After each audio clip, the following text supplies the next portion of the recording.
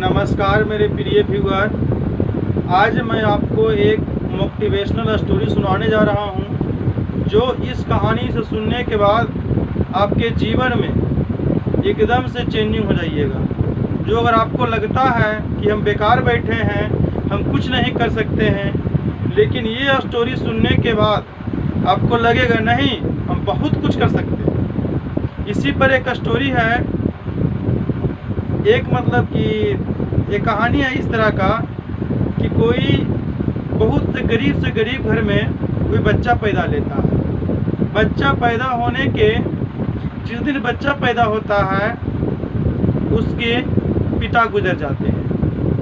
पिता गुजर गए, 4 दिन के बाद उसकी माता गुजर जाती है। सोच लीजिए, जिसका जब माता पिता दोनों गुजर जाए तो उसकी स्थिति क्या हो। उसके बाद उसके दादा नहीं होते हैं और एक बूढ़ी दादी होती है, जो कि उसको 2, 3 साल 4 साल तक पालती है। उसके बाद उन्होंने वो लड़का, और जब उसका होश आया तो उन्होंने बहुत बड़े सपने देख चुके थे। सपने क्या देख चुके थे कि हमें यूपीएससी करवाना है, हमें एक डीएम बनना है, एक बड़ा पद पर जाना है, हमको यूपीएससी करवाना, यूपीएससी में अव्वल अंक लाना है।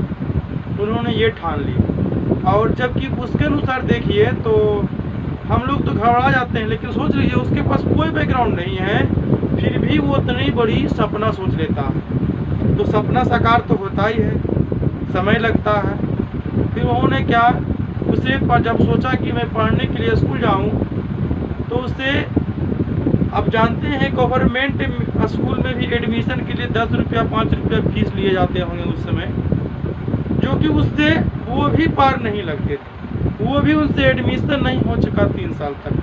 3 साल उसका एडमिशन रुक जाता है। तो दादी से कहता मैं पढ़ना चाहता हूँ, लेकिन दादी उसे दे कहाँ से, खाने का तो ठिकाना नहीं था।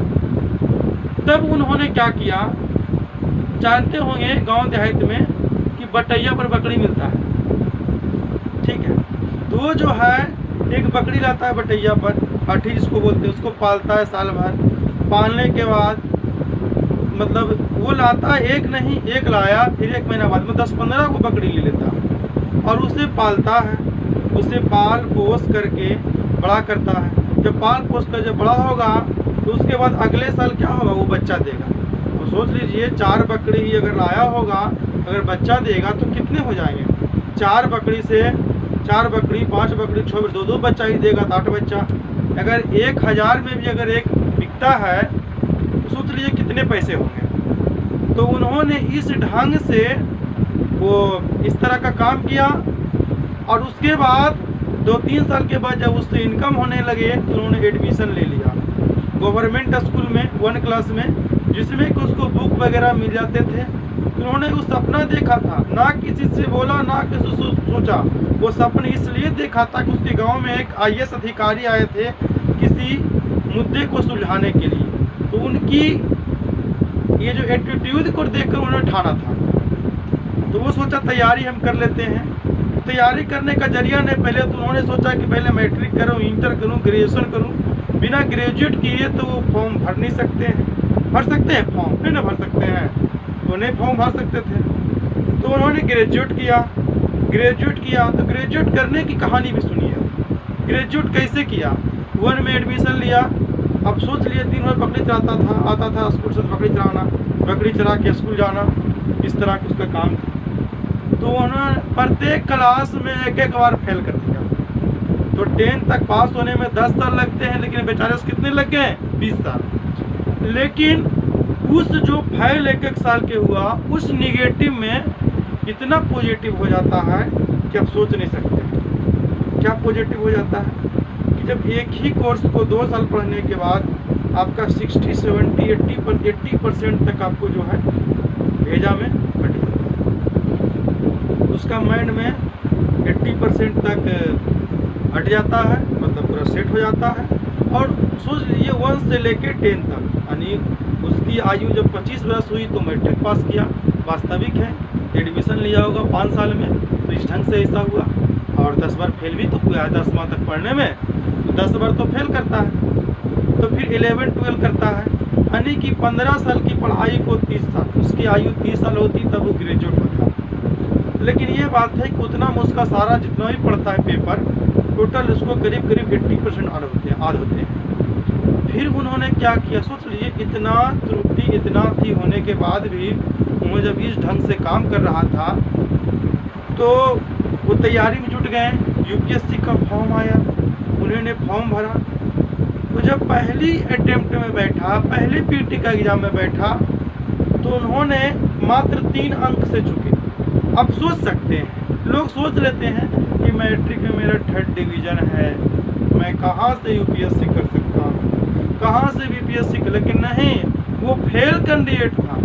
उसके बाद भी देखिए कितना आगे जाता, वहाँ तक किया। वहाँ तक करने के बाद क्या हुआ, उसको 2-3 स्टेप, मतलब कि जानते हैं कि यूपीएससी में आपका 7 अटेम्प्ट तक होता है कि 7 बार आप भर सकते हैं, 8वां बार नहीं भर सकते।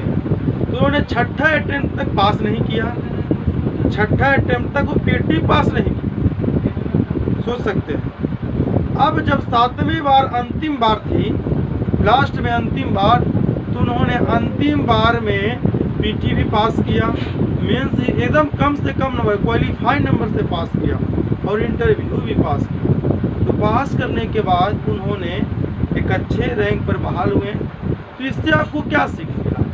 इससे आपको यही सीख मिलना चाहिए कि हमें घबराना नहीं चाहिए, हमें बल्कि जो समस्या हो उसे डट के सामना करना चाहिए।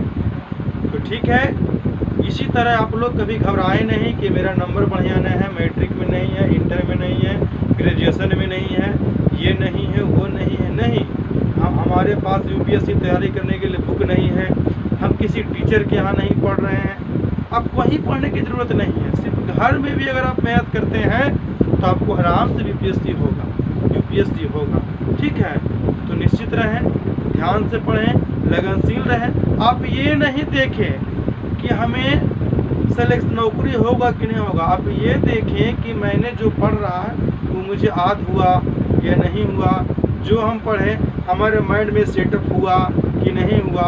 आप इस पर ध्यान, इस पर फोकस करें। ठीक है, धन्यवाद। अब मिलते हैं अगले मोटिवेशन वीडियो में।